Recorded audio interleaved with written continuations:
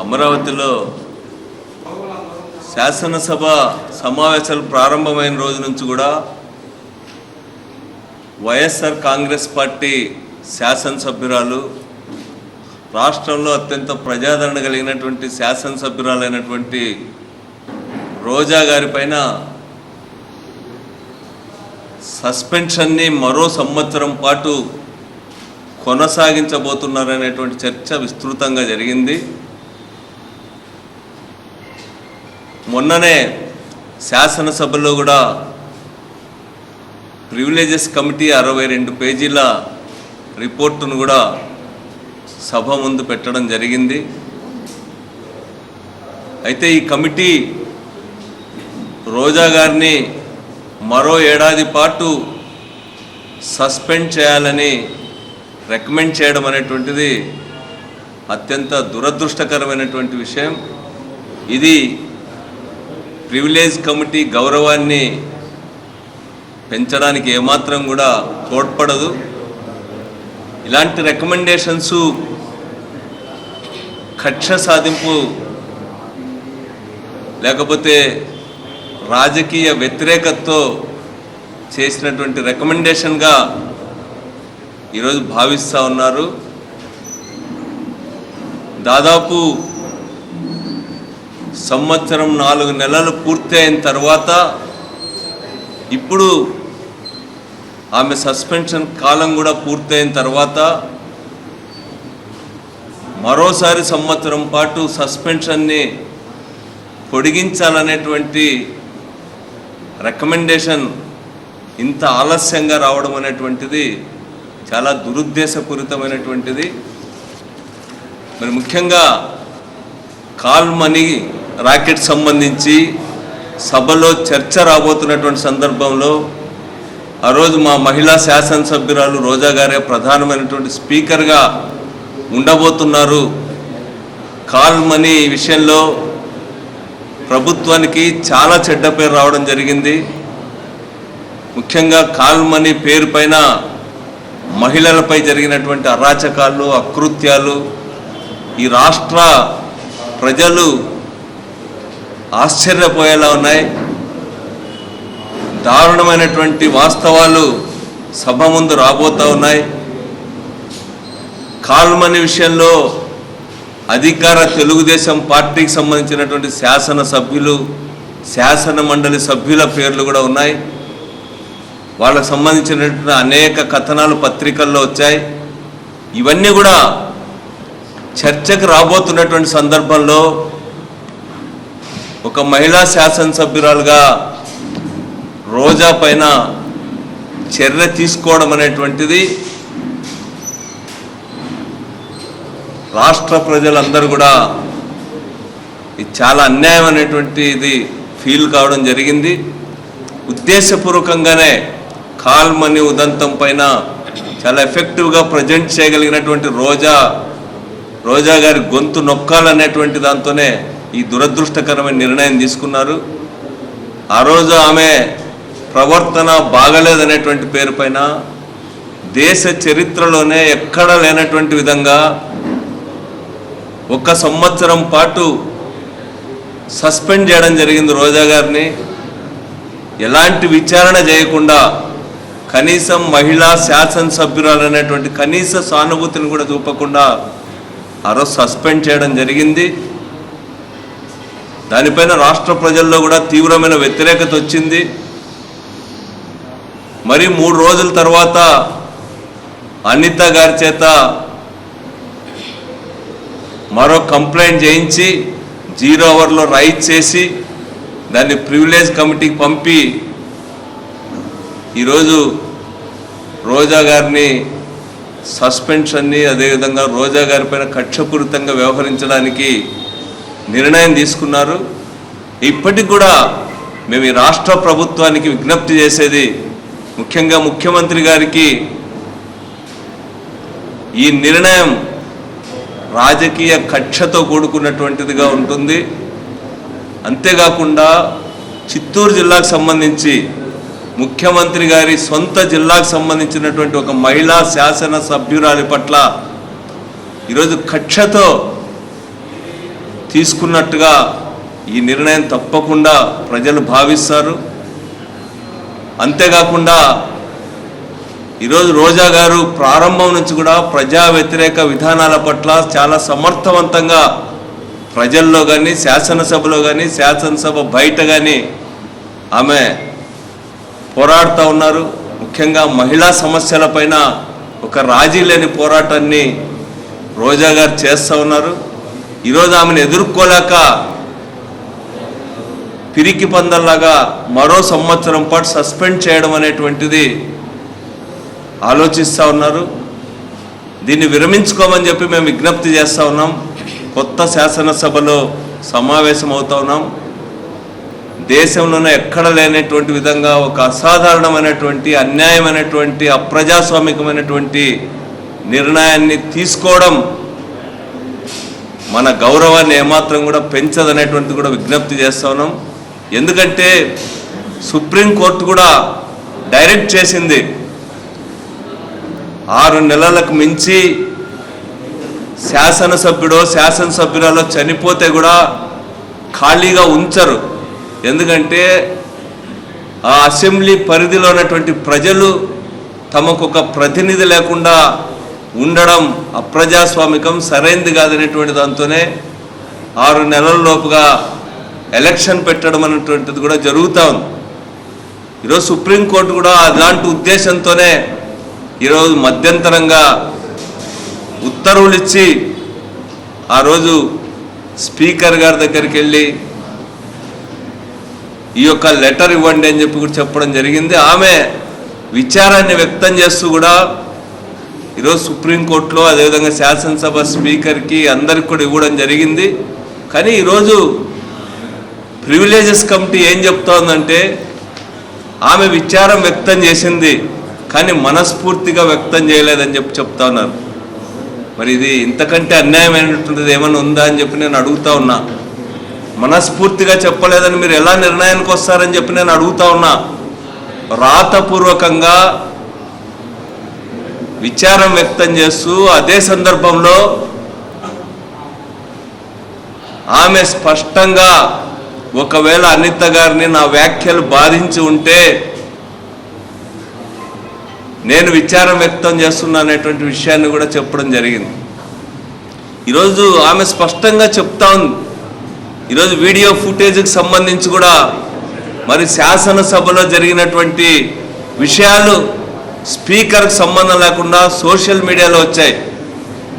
తర్వాత ఈరోజు chief whip కాలు శ్రీనివాస్ గారు తెలుగుదేశం పార్టీ కార్యాలయంలో వీడియో ఫుటేజ్ అంతా కూడా విడుదల చేశారు. దానిపైన మేము వైఎస్ఆర్ కాంగ్రెస్ పార్టీ తరఫున స్పీకర్ గారి దృష్టికి తీసుకెళ్ళాం.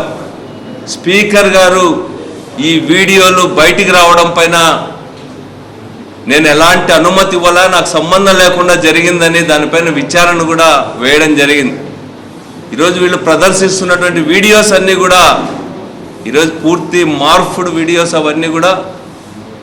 ఎందుకంటే రోజా గారికి స్వయంగా అసెంబ్లీ కార్యదర్శి సత్యనారాయణరావు గారు ఇచ్చినటువంటి వీడియోకి ఈరోజు తెలుగుదేశం పార్టీ వారు ప్రదర్శిస్తున్నటువంటి వీడియో ఫుటేజ్కి ఏమాత్రం కూడా సంబంధం లేదు. వాళ్ళు ఆరోపిస్తున్నట్టుగా అలాంటివేమీ కూడా ఈరోజు శాసనసభ సెక్రటరీ ఇచ్చినటువంటి క్లిప్పింగ్స్లో కూడా లేవు. దీన్ని బట్టి స్పష్టంగా అర్థమవుతోంది ఇవన్నీ కూడా మార్ఫింగ్ చేసి వీడియోస్ని అన్నింటినీ కూడా మార్చి ఈరోజు ప్రదర్శిస్తున్నారనేటువంటిది కేవలం రోజా గారి పైన దుష్ప్రచారం చేయడానికి, వైఎస్ఆర్ కాంగ్రెస్ పార్టీ పైన దుష్ప్రచారం చేయడానికే ఇలాంటివన్నీ చేస్తూ ఉన్నారు. ఇది శాసనసభ గౌరవానికి మంచిది కాదు. ఈరోజు స్పీకర్ అనుమతి లేకుండా వీడియోస్ రిలీజ్ చేసినటువంటి వాళ్ళపైన కఠినమైన చర్య తీసుకోవాలా. ఈరోజు వరకు కూడా ఎలాంటి చర్య తీసుకున్నటువంటి పాపాన పోలా. మరోసారి వాళ్ళందరిపైన చర్య తీసుకోకపోగా ఈరోజు రోజా గారిపైన మరో సంవత్సరం సస్పెన్షన్ కొనసాగించాలని రికమెండ్ చేయడం, దీనికి పాజిటివ్గానే ప్రభుత్వం కూడా నిర్ణయం తీసుకోబోతుందని తెలుస్తూ ఉంది. కానీ ఇది మంచి సాంప్రదాయం కాదు. ఇది మన గౌరవానికి పెంచేటువంటిది ఏమాత్రం కూడా కాదు. ఒక ఫ్యాక్షనిస్ట్ లాగానో కక్ష సాధించే వాళ్ళలాగానో వ్యవహరించవద్దని చెప్పి ఈరోజు ప్రభుత్వంలో ఉన్నటువంటి వాళ్లకు విజ్ఞప్తి చేస్తా ఉన్నాం. మీరు అదే పద్ధతుల్లో ముందుకు పోతే శాసనసభ బయట కూడా ప్రజల్లోకి తీసుకెళ్దాం. ఈ ప్రభుత్వం ముఖ్యంగా చంద్రబాబు నాయుడు గారి ఆధ్వర్యంలో ఎంత అనాగరికంగా ఎంత అప్రజాస్వామికంగా ఒక మహిళా శాసనసభ్యురాలి పట్ల ప్రవర్తిస్తూ ఉందో ప్రజల్లోకి తీసుకెళ్తాం. ఈరోజు ప్రజల్లో అసాధారణంగా ఎక్కడ కూడా దేశంలో ఎక్కడ కూడా ఏ శాసనసభలో కానీ తీసుకున్నటువంటి నిర్ణయాన్ని తీసుకోవడం ద్వారా ఈ ప్రభుత్వం ప్రతిపక్షం పట్ల ఎంత కక్షగా వ్యవహరిస్తూ ఉంది.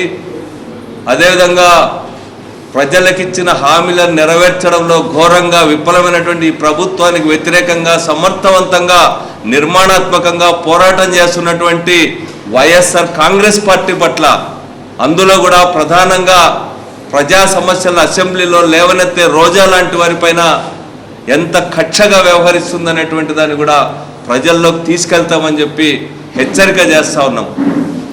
అందరికీ నమస్కారం. ఈరోజు కొత్త రాజధానిలో కొత్త అసెంబ్లీలో ఈ ప్రభుత్వం, తెలుగుదేశం ప్రభుత్వం కొత్త సాంప్రదాయాలకి తెరతీస్తుంది.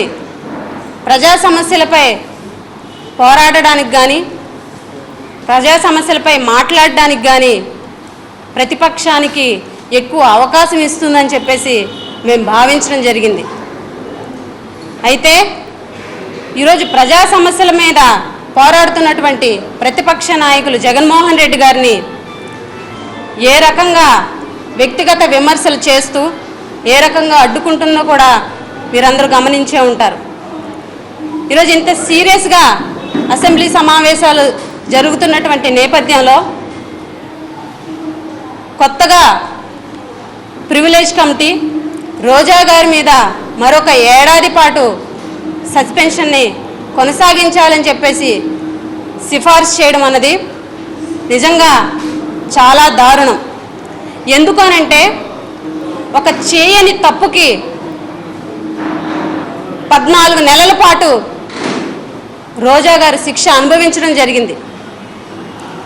ఈరోజు మళ్ళీ కొత్తగా సంవత్సరం ముందు ఏదైతే ముఖ్యమంత్రి గారిని రోజా గారు ఏదో అన్నారు అని వాళ్ళు అనుకొని సస్పెండ్ చేశారో, అదే రోజు అనిత గారి విషయంలో జరిగినటువంటి సంఘటనని మళ్ళీ తెర మీదకు తీసుకొచ్చి ఇంకొక సంవత్సరం రోజా గారిని సస్పెండ్ చేస్తారు అని అంటున్నారు అనంటే ఈ ప్రభుత్వం మహిళల పట్ల ఎంత దారుణంగా బిహేవ్ చేస్తుందన్నది ప్రతి ఒక్కరు కూడా గమనించాల్సినటువంటి విషయం.